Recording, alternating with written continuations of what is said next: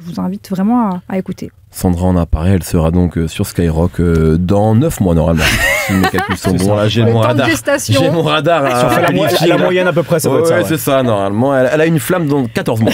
C'est le temps de gestation. Bravo, tu nous fais des bébés en fait à chaque fois que tu lances un artiste. C'est vraiment ça, c'est tes enfants. Salut tout le monde, vous regardez l'émission qui décrypte le rap francophone en long, en large et en travers toutes les 2 semaines. C'est le Code Review, épisode 56 comme le Morbihan. Eh oui, oui, en Bretagne, avec la ville. Un rappeur du Morbihan peut-être? Ah, j'en ai pas qui me vient en tête. T'en ai pas non plus. Dans les commentaires, faudra le dire. Pas du tout. Votre top 3 des rappeurs du Morbihan, s'il vous plaît, dans les commentaires. Une ville donc en Bretagne, une ville dans laquelle on a inventé les blagues carambar, dans la ville de Vannes. C'est la fin de saison là. Je l'ai eu.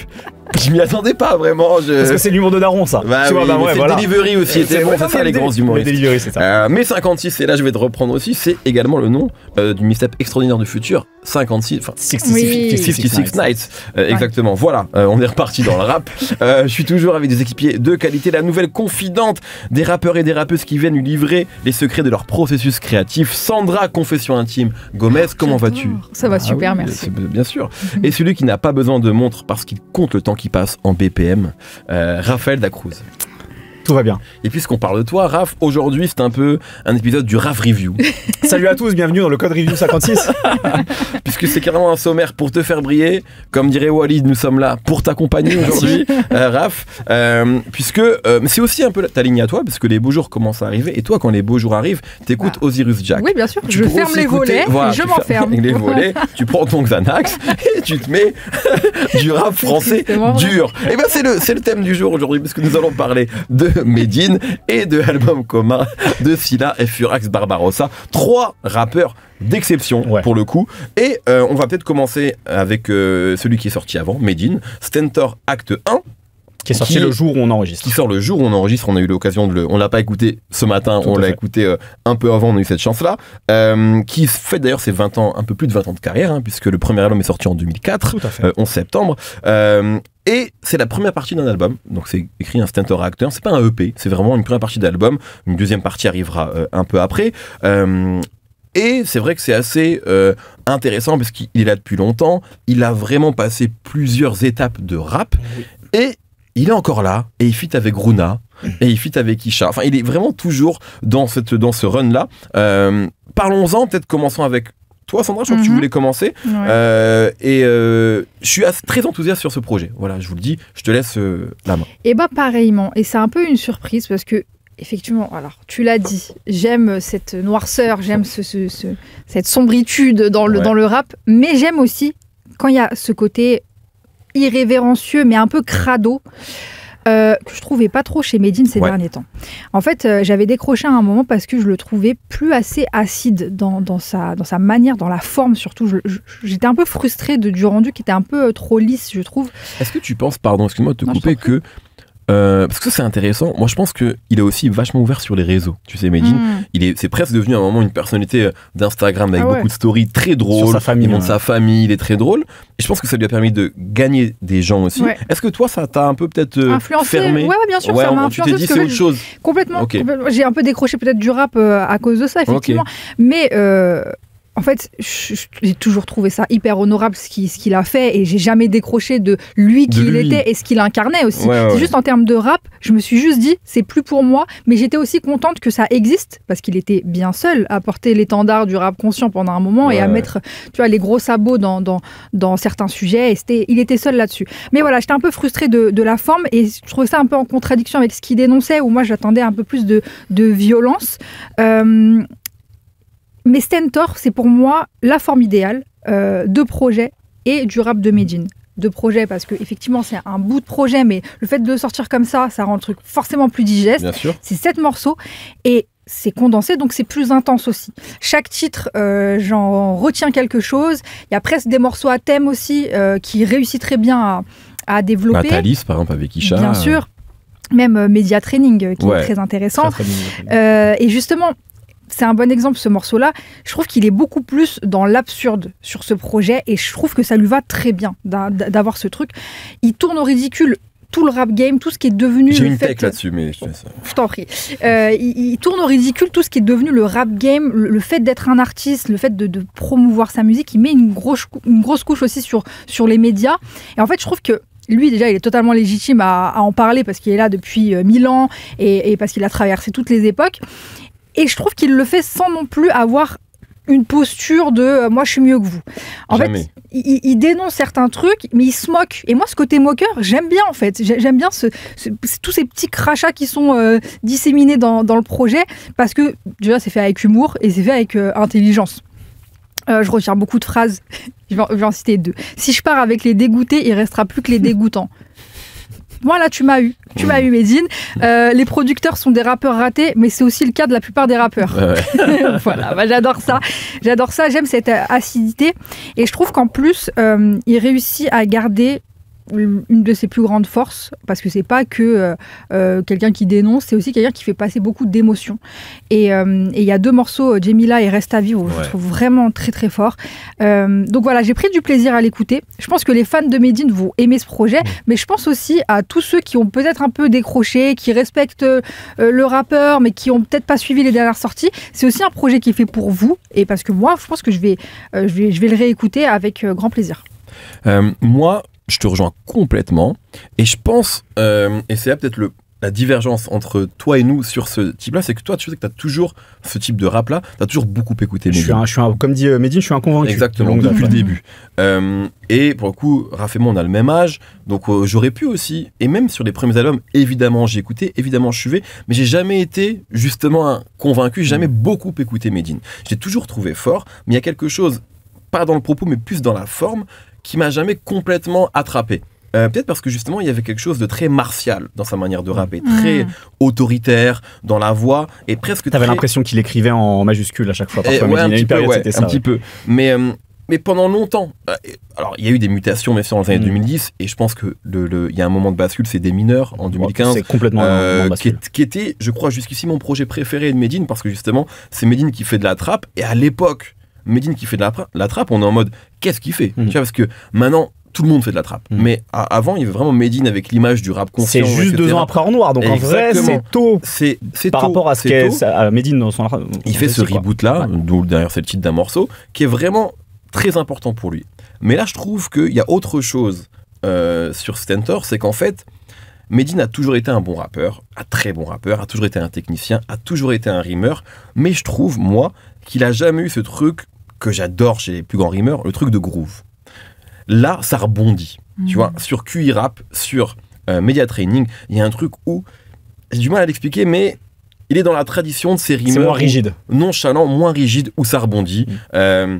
Et ça, pour moi, là, c'est la première fois de ma vie d'auditeur où j'ai l'impression que je peux le mettre à la table, enfin, pas la table, parce que c'est Medine, mais dans la catégorie en fait de rimeurs de, ok, il pourrait les rapper avec Infinite là, il pourrait les rapper avec Limsa, d'ailleurs il rappe avec Isha, et ça, pour moi, avant Medine, c'était un très très bon rappeur, mais je le mettais pas là-dedans.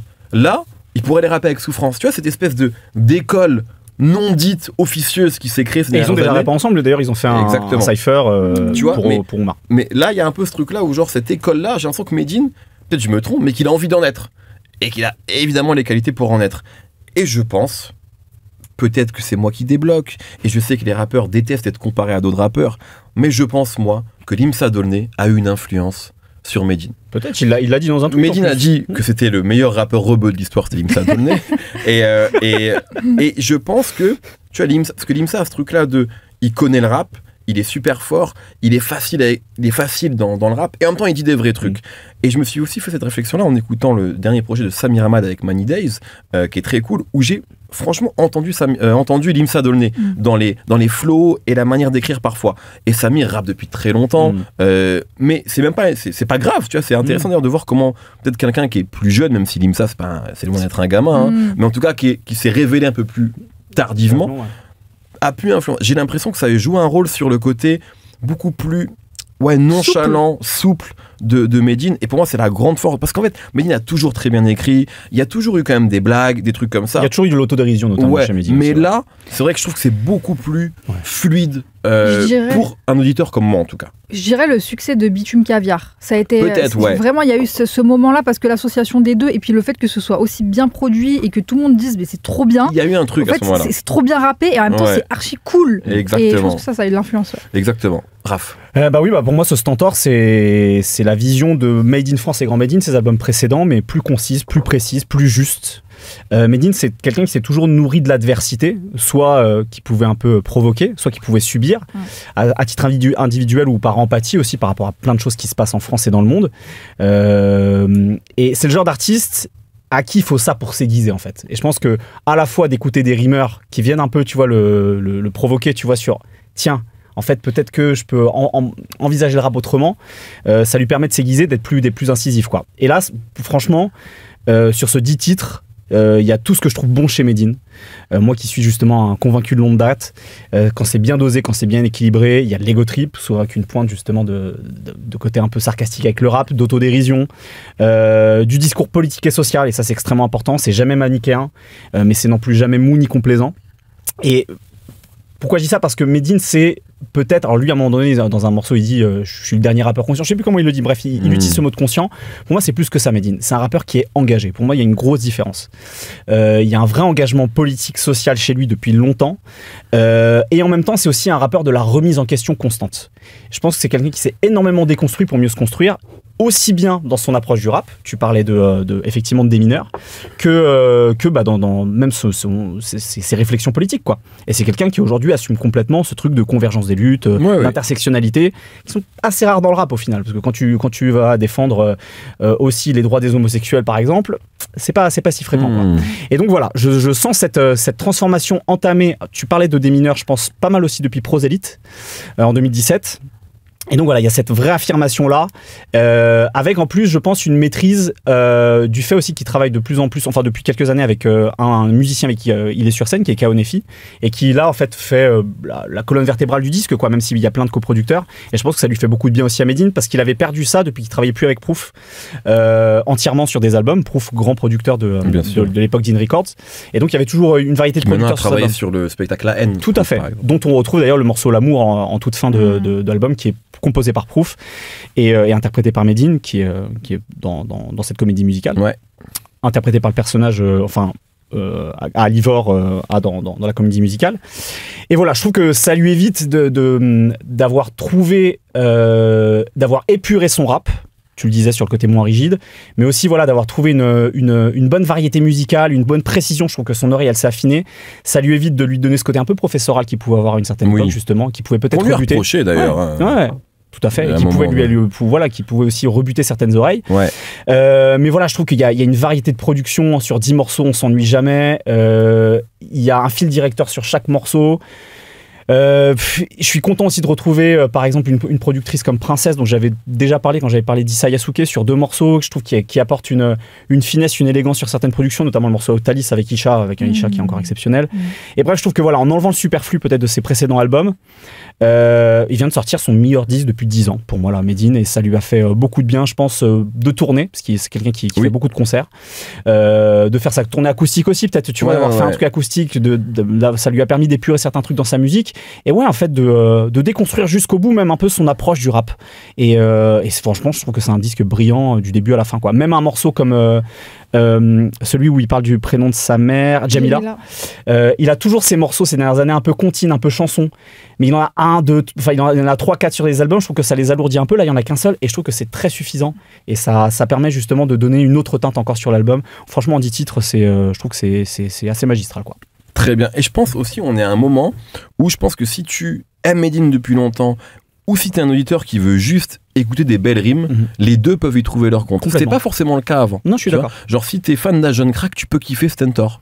Oui, parce que tu peux écouter des morceaux comme QI Rap ou Media Training, et tu retrouves ce truc-là. Et il n'y avait pas ça avant. Donc, il arrive vraiment à une forme, je sais pas si c'est finale, mais en tout cas très intéressante dans sa carrière. L'album de Medine, donc la première partie en tout cas, est disponible.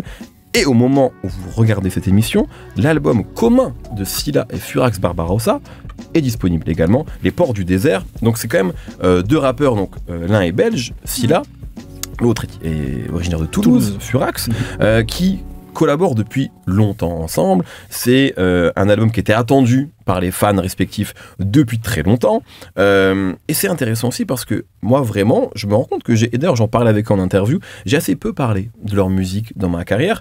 Et en même temps, dans les messages que je reçois de la part de l'audience, beaucoup de gens me disent mais quand est-ce que vous parlez de Furax, parce qu'il y a une vraie fanbase, ils remplissent des salles. Scylla en plus, lui, ces dernières années, il a quand même pris encore une autre dimension, notamment avec Sofiane Pamar, etc. Il est allé presque chercher un autre public, remplir des très grosses salles. Furax est un rappeur extrêmement respecté dans l'underground. Enfin voilà, c'est vraiment des gens qui ont une vraie carrière. Et ce qui se passe quand ils sortent un projet commun dans l'underground, c'est assez gros. En fait. C'est un vrai événement pour toute une partie du public. Et en même temps, ça qui est assez fou des fois maintenant, et on en parlait un peu quand on parlait des Flammes il y a quelques jours, c'est qu'en fait, il y a tellement de publics différents qu'il y a des gens qui ne savent pas du tout qui sont Scylla et Furax dans ça. Et pour d'autres, sont des rappeurs archi-cultes. Donc on est vraiment sur ce moment un peu particulier.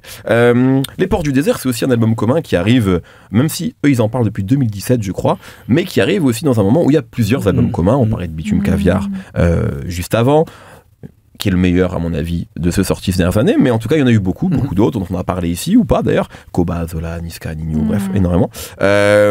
Scylla, Furax, donc toi, Raph, qui je pense est la personne ici qui a le plus écouté ces deux artistes-là, qu'est-ce que tu as pensé de cette réunion d'Avengers de l'underground et de la plume? Bah, je suis très content de les retrouver tous les deux parce que comme tu le disais, ils se connaissent depuis longtemps. Leur premier morceau ensemble, c'est en 2009 sur un EP de Scylla.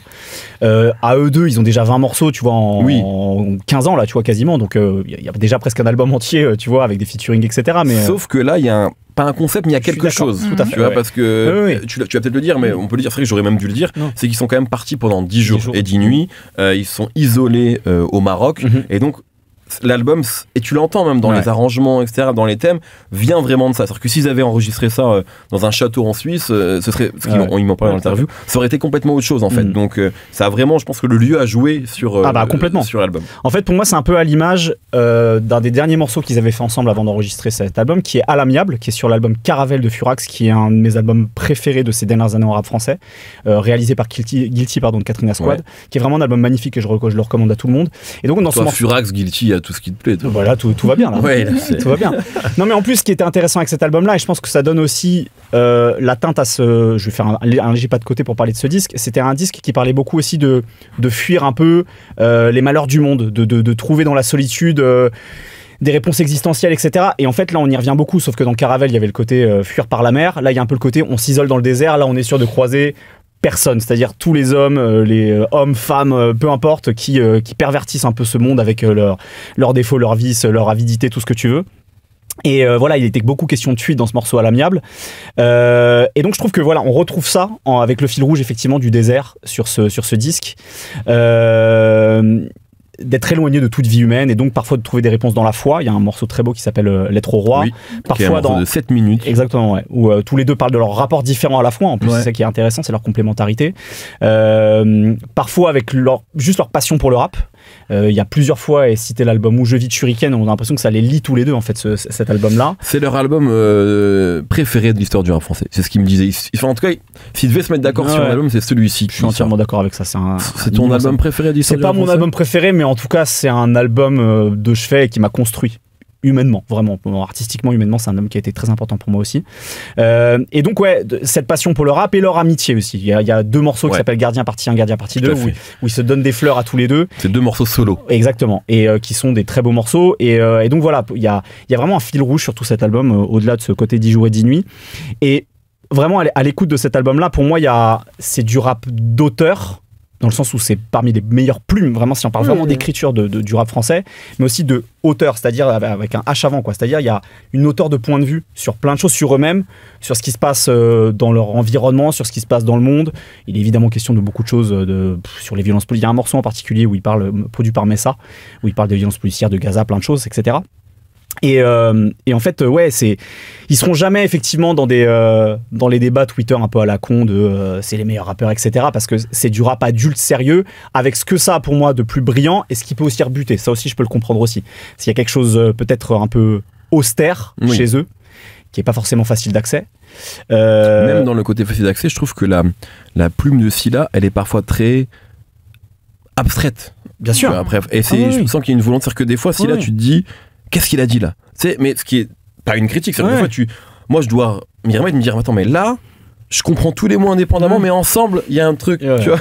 Tu vois, et en fait, c'est lui écrit très bien, donc c'est qu'il y a un moment où tu te dis, bon, effectivement, c'est pas archi accessible tout le temps en tout cas. Non, complètement. Mais en fait, je pense que c'est aussi du fait qu'ils n'ont pas forcément un flow très groovy, c'est très rap français. Voilà, c'est ça. Alors avec des nuances entre les deux, il y a quelque chose de plus souple chez Scylla parce qu'il y a un peu ce côté rap français des années 2000, tu vois, etc. Là où Furax, ça peut être plus droit, mais il étire des syllabes par moment, etc. Mais c'est du rap de maître en fait. Ils ont un peu le côté martial dont je parlais justement quand je parlais de Medine avant, dans les années 2000. Je pense qu'ils viennent un peu de ce truc-là. D'ailleurs, ils commencent leur carrière solo à peu près au même moment de Medine. Hein. Mais voilà, pour moi, ça respire les heures de pratique, de peaufinage, de trouver le mot juste. Il y a beaucoup de multisyllabiques chez eux. Et c'est vrai que parfois, tu écoutes, tu dis, mais il vient pas déjà de le dire. Tu sais, tellement la multisyllabique, elle est précise. Mais justement, en fait, quand t'aimes ce rapport à l'écoute, de réécouter des trucs pour comprendre le sens, pour comprendre la rime qu'ils ont fait, je trouve que c'est un plaisir, c'est vraiment un délice, quoi.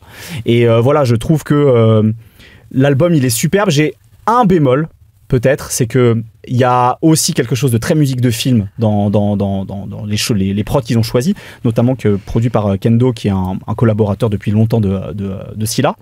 C'est un peu le fil rouge, voilà, des pianos, des violons, des guitares. Il y a un tiers des morceaux sur l'album où il y a carrément pas de rythmique.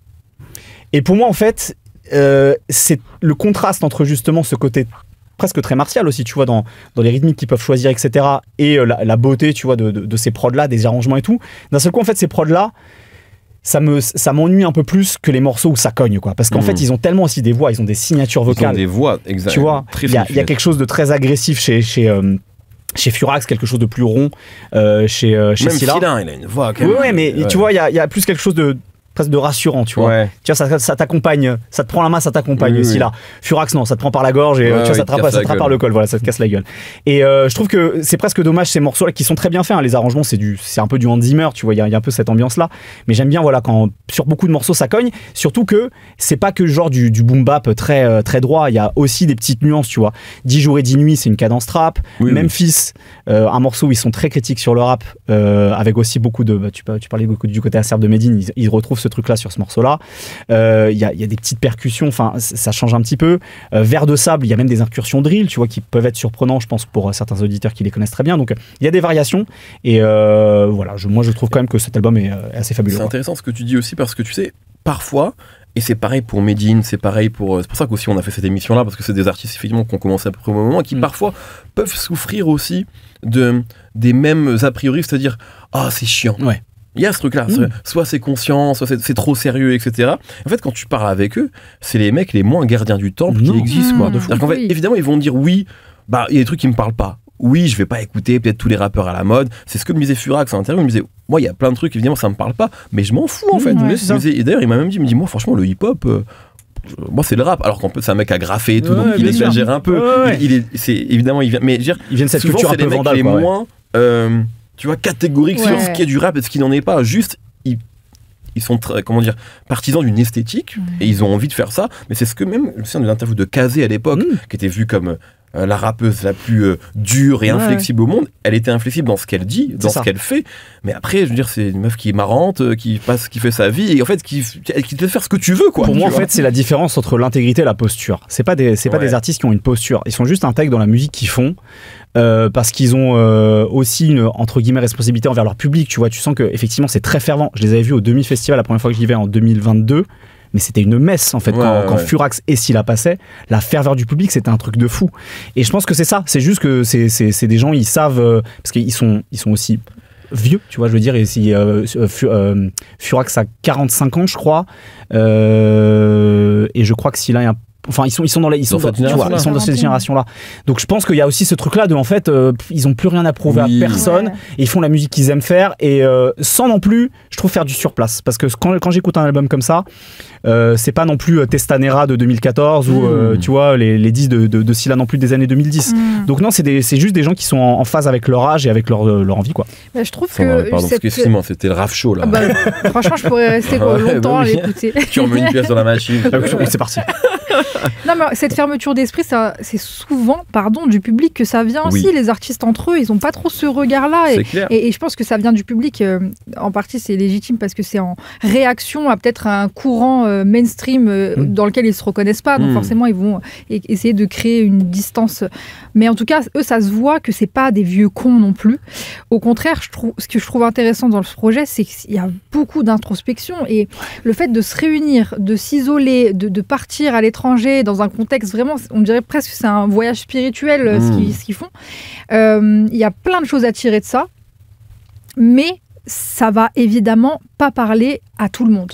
Parce que je pense qu'il faut, pour en comprendre l'essence et je pense la qualité même de ce qu'il raconte, il faut être dans un moment de sa vie aussi où on est prêt à entendre certaines choses, parce qu'il y a vraiment presque des moments de psychanalyse dans cet album que je trouve intéressant, mais c'est vrai que voilà, ils ont eu la volonté de faire quelque chose d'entier, une pièce hyper authentique qui va pas forcément être le truc le plus facile à propager en tout cas.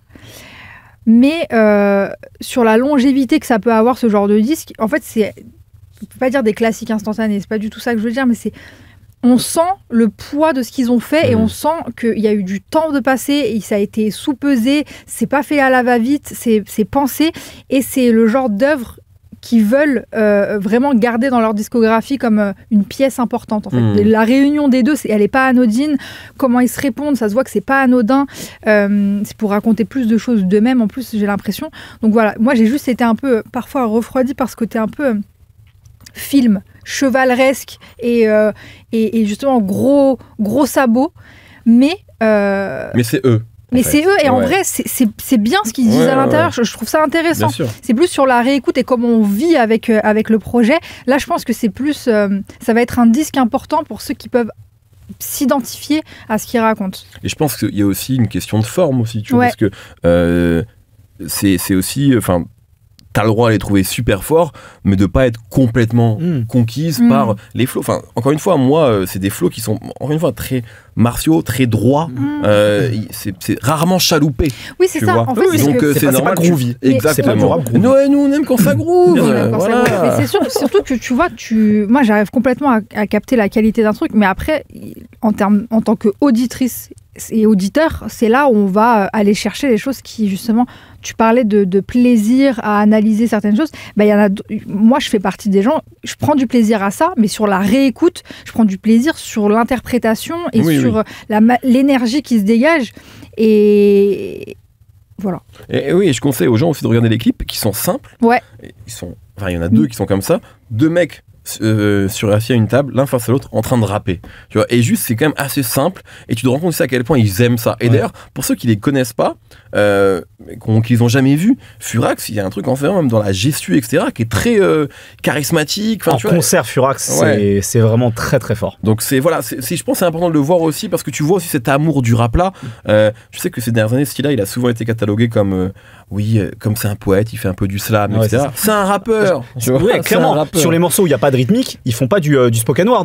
Ils rappent dans les temps en fait. Tu vois, jamais de la vie. Et justement, je pense que c'est aussi ce qui rend l'album peut-être agréable derrière le côté peut-être parfois un peu austère. C'est qu'il y a beaucoup...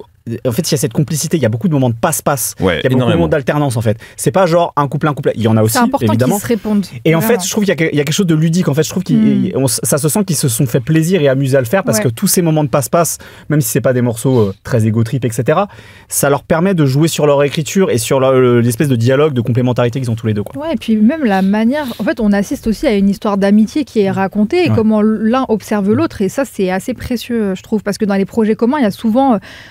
Des fois un côté opportuniste parce que c'est le truc qu'il faut faire à ce moment-là. Là, il y a vraiment un côté authentique qui est plaisant à écouter. Ouais, et puis tu sens aussi que c'est de deux quadras qui se sont tapés 10 jours loin de leur famille. Ils ont kiffé. On peut comprendre. Ils n'ont pas eu de VG à l'époque, ils se sont fait un kiff. Bon, très bien. Les Ports du désert, en tout cas. Album commun de Scylla et de Furax qui est disponible au moment où vous regardez l'émission. Et nous avons, je crois, un peu de temps pour les coup de cœur. Est-ce que vous voulez... Qui veut commencer ? Moi, je vais commencer, mais là, un twist complet. On va pas parler de rap, mais d'une artiste que j'aime beaucoup, qui s'appelle Camille Yembe. Arrête. Je jure, c'est pas mon coup de cœur, mais je jure sur ce que j'ai de plus cher au monde. Quand t'as dit une artiste, pas du rap, j'allais dire son nom. Parce que c'est elle. Je le sentais comme ça. Tu as senti la vibe. Ouais, vraiment. Je veux parler d'elle parce que c'est quand même un peu en cohérence. Moi, je la découvre sur un featuring sur l'album de Moa MMZ, La Plage. Dont on a parlé en plus. Bien sûr, ouais, je trouvais ça très réussi. Et en fait, je trouve qu'en ce moment, il se passe un truc dans la pop. Ça devient un peu intéressant. Ouais. Ça devient un peu intéressant. Et je le dis, moi, j'en écoute très peu. Mais là, en ce moment, et j'en parlais avec elle récemment aussi, puisqu'elle est dans un prochain épisode de Processus qui arrive. Let's go. Petite promo.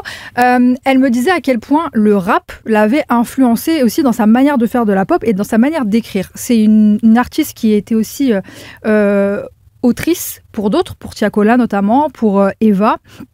Et en fait, on sent que sa plume, elle vient aussi du rap.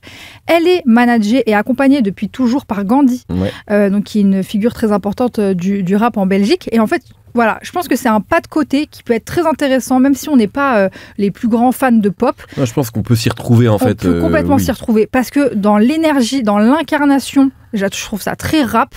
Et voilà, elle est trop talentueuse. Elle vient de Belgique, elle est super fraîche dans sa manière de penser sa musique. Donc là, elle vient de sortir 3 titres de son EP qui arrive bientôt, qui s'appelle Plastique. Il y a 3 titres à découvrir. Je vous invite vraiment à écouter. Sandra en a parlé, elle sera donc sur Skyrock dans 9 mois normalement.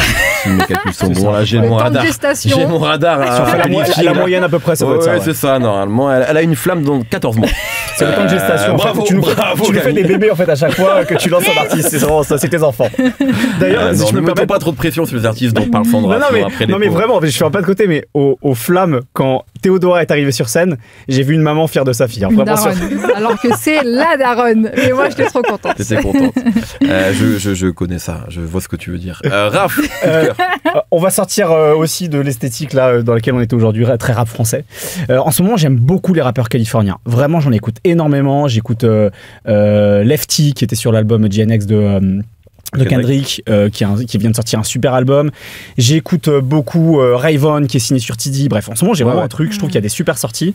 Et je vais vous parler d'un mec qui est là depuis un peu plus longtemps, qui s'appelle J. Perico, qui est là depuis à peu près une dizaine d'années, et qui vient de sortir un disque avec DJ Drama, qui a relancé sa série des Gangsta Grills. Et donc cette mixtape s'appelle LA Gangster. J. Perico, c'est un rappeur de South Central, donc à Los Angeles. Il y a eu une petite hype il y a 7-8 ans, mais il est un peu moins exposé aujourd'hui, mais il a jamais arrêté de sortir des disques de qualité. Attends, je viens de repenser à un rappeur californien que je kiffais au début de la décennie passée, Ayamsu. Bien sûr. Qu'est-ce qui devient Ayamsu? Je crois qu'il sort toujours des trucs. Hein. Je suis à peu près Hipster Girl, son morceau Hipster Girl, c'est trop bien ça. Trop bien, Ayamsu, c'était vraiment super. Trop bien. Il y a des gens qui ont eu des buzz comme ça pendant un an et demi. C'était encore l'époque de la bloguera en fait. Exactement. Et donc voilà, c'est une tape excellemment produite pour les amateurs de son sud-californien, aussi bien sur des sonorités très contemporaines, un morceau qui s'appelle LA Takeover notamment, que pour des teintes plus classiques du rap de LA de ces 10 dernières années en fait. Voilà, et moi ce que j'aime bien c'est l'attitude, c'est cette manière de raconter des histoires, c'est du rap de charbonneur un peu crâneur et flamboyant, avec à la fois donc du storytelling un peu sur le vif, des moments de semi-confession aussi. C'est ça que j'aime bien, c'est que tu sens que c'est un mec qui a pris de la bouteille et qui est capable de prendre du recul aussi sur son mode de vie et celui de son entourage quoi. Dans un morceau il dit par exemple que le budget habituel pour cette Jerry Curl, là c'est passé dans des séances de thérapie, donc tu vois c'est vraiment ça quoi. Et puis voilà, sur un album où on retrouve aussi bien E40, Kamaya que Dodie Six, qui était sur l'album aussi de GNX. Donc ouais, là les beaux jours arrivent. C'est de la musique pour rider, mais c'est de la musique pour rider smart et drôle et touchante, et voilà, c'est vraiment un super disque. Parfait. Bah moi aussi, de la musique pour les beaux jours, un petit artiste. Je pense qu'un jour il sera joué sur Skyrock. Okay. Je croise les doigts. Jul. Jul, je sais pas, j'y crois moi. J'ai envie d'y croire. J'ai envie de mettre une pièce sur lui. Et non, j'en parle parce qu'il a sorti donc son dernier album D'or et de platine à vie. Et pourquoi j'en parle? Pas pour le faire découvrir aux gens qui nous regardent ou qui nous écoutent, mais parce qu'en fait c'est vrai que moi c'est rare que je lance un album de Jul le jour de sortie. Je le lance un peu après, souvent je garde 2 ou 3 morceaux, ou parfois même il y en a tellement, parfois je passe à côté, ça m'arrive. Et là le jour de sortie donc de ce dernier album, eh ben j'ai eu envie de l'écouter. La cover très simple, je sais pas, elle m'a attrapé, j'ai lancé et j'adore cet album. Et c'est le premier album de Jul que j'écoute vraiment autant. C'est-à-dire qu'en fait j'y reviens très régulièrement. Quand je sais pas quoi écouter en ce moment, j'écoute cet album-là. Il y a un morceau qui s'appelle Sous l'eau Jul sous guitare sèche, c'est extraordinaire. C'est Francis Cabrel en fait. C'est ouais, j'aimerais faire un jeu de mots drôle, mais j'en ai pas là, donc mais oui un peu. Il y a toujours des morceaux de rap vénère comme Ben Taiga où tu vois il est là, il cartouche. Il y a un feat avec le Luciano, mais vraiment il y a un truc de, je sais pas comment. Parce que je me considère pas comme un expert de la musique de Jul et de sa discographie, vraiment pas. Je sais pas comment les experts le mettent dans la discographie complète, mais moi en tout cas, parce que c'est pas le premier album de Jul que j'écoute évidemment, c'est le premier, je dis pas que c'est le meilleur, parce que franchement je suis pas légitime pour le dire, mais c'est le premier qui m'attrape et que je trouve bien de A à Z, et il y a 17 titres, ce qui est quand même beaucoup moins que parfois. Effectivement, donc j'ai l'impression que c'est vraiment un vrai bon album de Jul bien construit qui me fait beaucoup de bien et qui est parfait pour les beaux jours. Mon collègue B2 de l'ABCDR du son a dit que c'était sans doute un de ses meilleurs albums de ces dernières années, donc ça rejoint un peu ce que tu dis. Et ben je crois que ça ouvre un nouvel arc dans ma vie où je crois que ça y est en fait, je suis de la team. Kim Jul, ça y est, je suis de la team. s'il te plaît. On va se quitter là-dessus. Bon, parce que j'ai l'impression que maintenant le faire c'est devenu un truc, tu vois. De droite. On se quitte là-dessus. Allez, à dans 2 semaines.